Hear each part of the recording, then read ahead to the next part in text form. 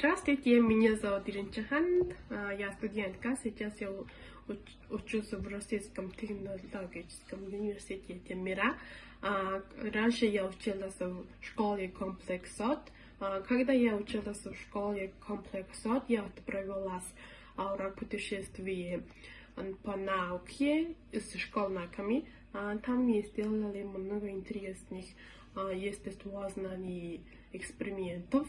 Например, загрязнение воздуха и воды, измерение температуры почвы и воздуха, учет растений и животных на единицу площади и так далее.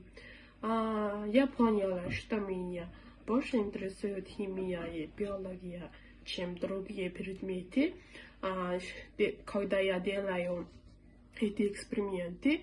Поэтому я выбрала биотехнологию и учить в России и в Москве.